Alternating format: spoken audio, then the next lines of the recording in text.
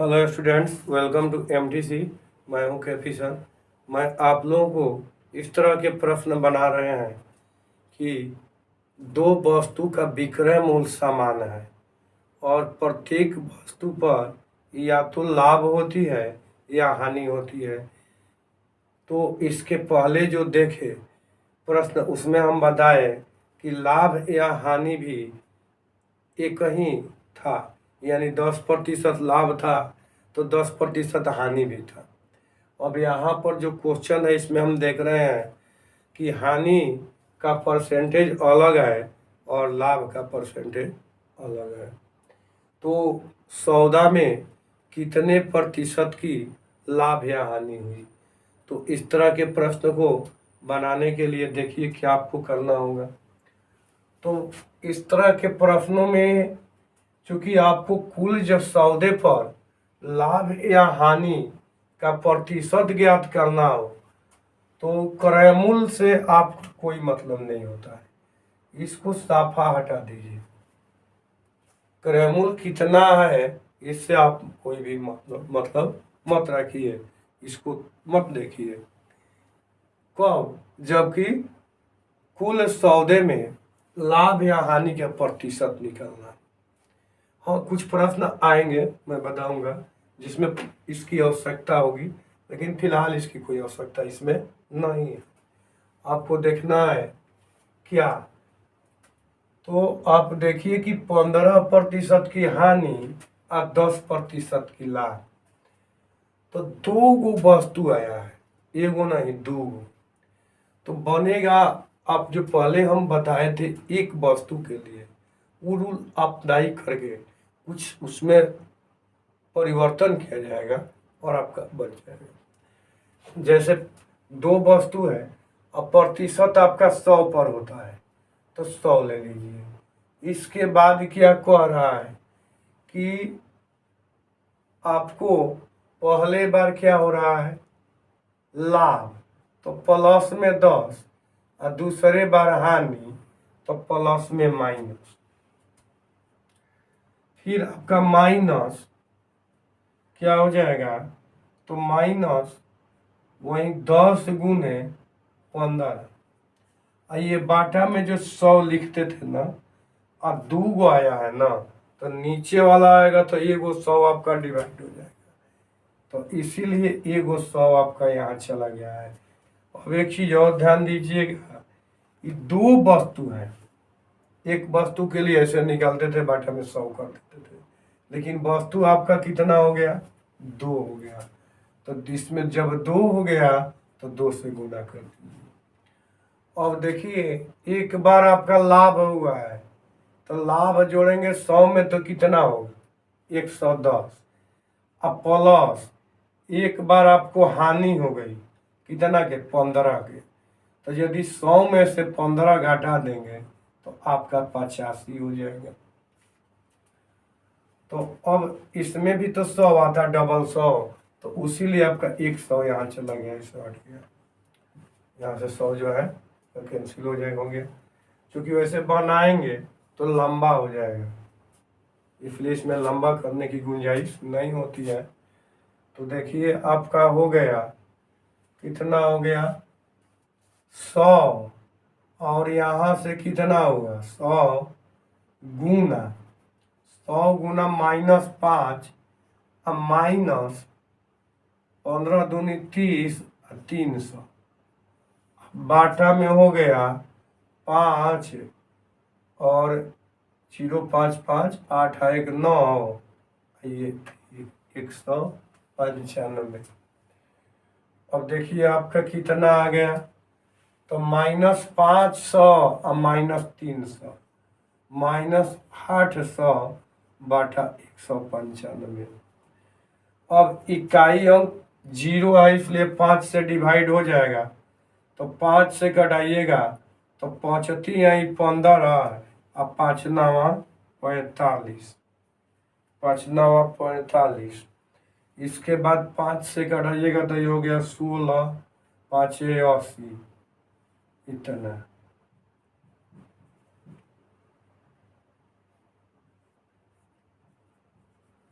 हाँ तो स्टूडेंट्स देखिए कि अब ये किससे कटेगा।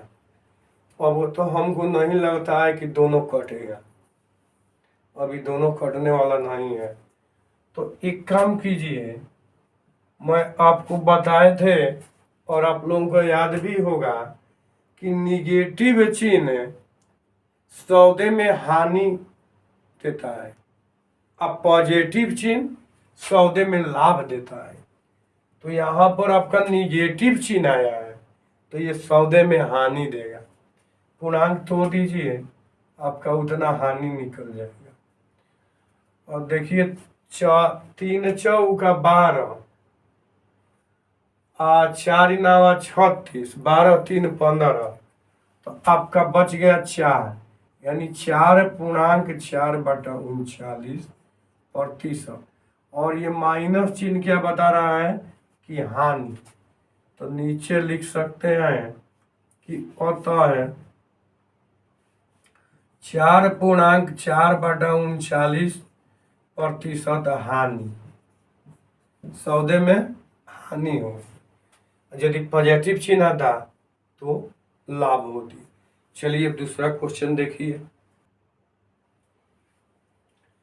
एक स्कूटर तथा एक टीवी सेट का विक्रय मूल्य समान है, दोनों के क्रय मूल्य का योग 40,000 रुपया है। यदि स्कूटर को 10% लाभ पर और टीवी सेट को 10% हानि पर बेचा जाए तो स्कूटर और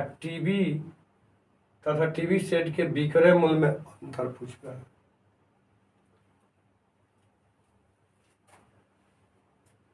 टीवी के विक्रय मूल्य में अंतर पूछ रहा है कितना का। टीवी के विक्रय मूल्य समान है और टीवी के विक्रय मूल्य में अंतर। देखिए यहाँ पर आपका विक्रय मूल्य नहीं होगा, क्योंकि वहाँ भी तो कह रहा है कि विक्रय मूल्य समान है और फिर विक्रय मूल्य में कह रहा है कि अंतर, तो ऐसा होगा नहीं। आपका यहाँ पर गलत है, क्रय मूल्य होगा, क्रय मूल्य में अंतर होगा, क्योंकि विक्रय मूल्य तो पहले ही कह दिया कि समान है, तो अंतर आपके क्रय मूल्य में होगा।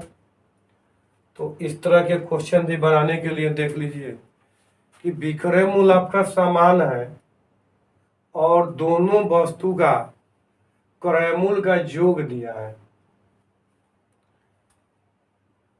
इसके जरिए आप लोग चाहेंगे तो एक एक वस्तु का अलग अलग क्रय मूल्य भी ज्ञात कर सकते हैं, लेकिन यहाँ अंतर ज्ञात करने के लिए आपको कहा गया है।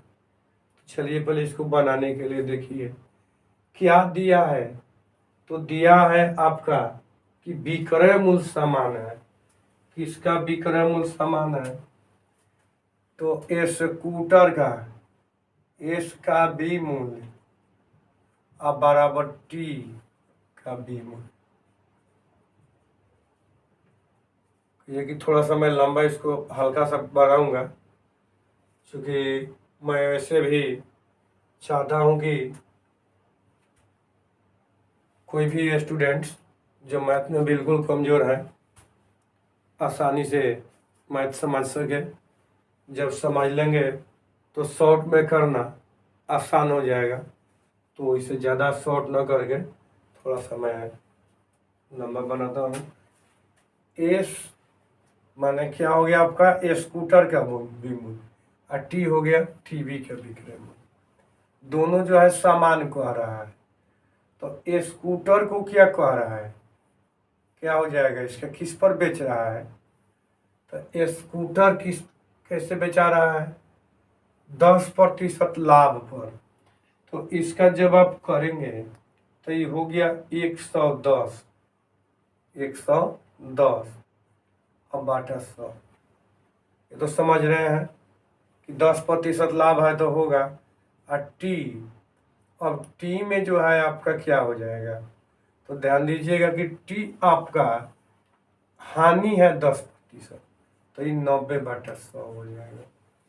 एक एक यदि कैंसिल कर देंगे तो यहाँ पर तो ये कैंसिल हो गया, अब आपका ये और ये भी कैंसिल हो जाएगा। तब यदि हम लिख देते हैं कि एस अनुपात टी, यहाँ भी थोड़ा यदि प्रॉब्लम होगी तो एस बटा टी कर लीजिएगा, तो ये आपका 90 यानी 9 बटा 11। अब एस अनुपात टी 9 अनुपात 11।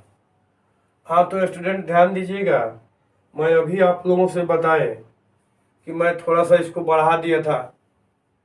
और यदि आप लोग समझ रहे हैं तो डायरेक्ट एस अनुपात टी जब लिखेंगे तो एस वाला पर टी का और टी वाला पर एस का। देखिए ये क्या लाभ है एस में, तो इसमें क्या था, माने विपरीत है, इसमें हानि था। तो जिसमें लाभ है वहां का अनुपात हानि वाला से, और जिसमें हानि है उसका अनुपात लाभ वाला से कर देंगे तो आ जाएगा। अब क्या कह रहा है कि आपका अंतर पूछ रहा है, एक एक का मूल तो निकाल सकते थे लेकिन अंतर पूछ रहा है।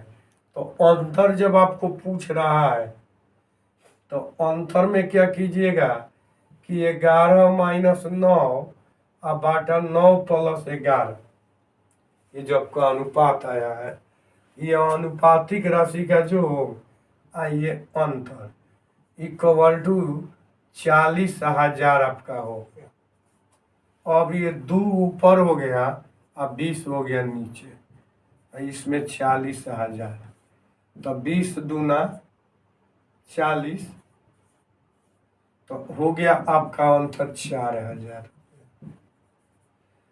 तो स्टूडेंट्स देखिए, यदि ये आपको इतना काट देंगे, हम हटा देंगे, तो डायरेक्ट इसके बाद में ये आप बना सकते हैं यदि समझ जाएंगे तो आपका सेकेंडों में हो गया।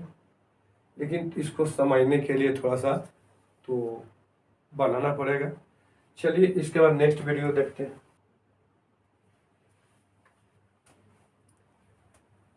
21 सेब का क्रय मूल्य 15 सेब के विक्रय मूल्य के बराबर है, लाभ प्रतिशत क्या है? देखिए इस तरह के भी क्वेश्चन आपको प्रतियोगी परीक्षाओं में पूछे जाते हैं, और इस तरह के प्रश्न में ज्यादातर गलतियां होती हैं। 21 सेब का क्रय मूल्य 15 सेब के विक्रय मूल्य के बराबर है,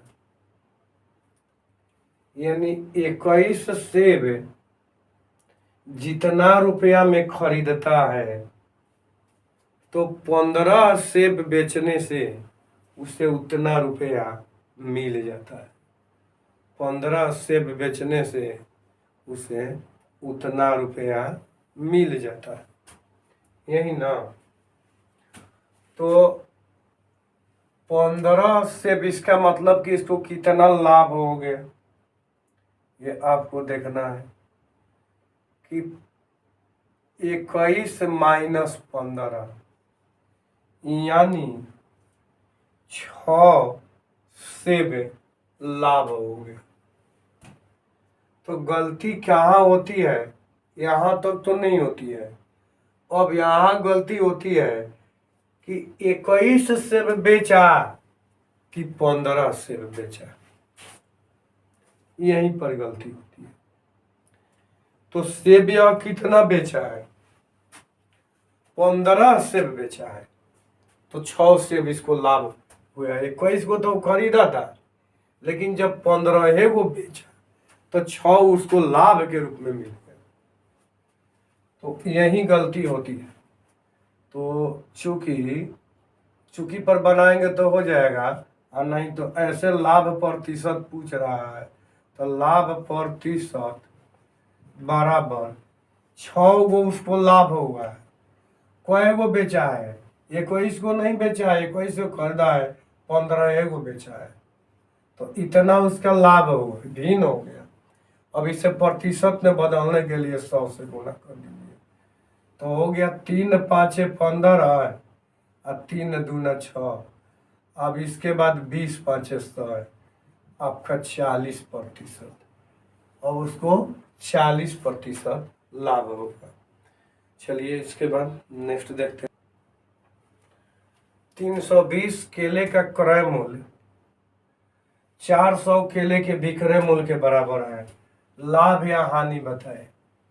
और देखिए यहाँ 320 केला जितना में खरीदा है तो 400 केला बेचेगा तो उतना उसको पैसा मिलेगा।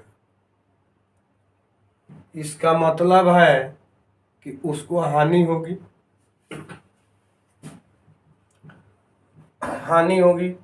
तो 400 माइनस 320 यानी 80 केला हानि होगा। तो यहाँ पर देखिएगा कि इतने केले की जब बेचेगा तब उसे 80 रुपये का हानि होगा। इतना बराबर है ना, तो उतना केला पर आपको निकलना होगा। तो यहाँ हानि प्रतिशत बराबर 80 बाटा 400 गुना 100 हो जाएगा। यहाँ 320 पर नहीं निकलेगा। 8 5 40 अब 20 5 100 है, आपका हो गया 20%। तो स्टूडेंट्स नेक्स्ट वीडियो में आप लोगों से नेक्स्ट दिन मिलते हैं। तब तक के लिए बाय बाय।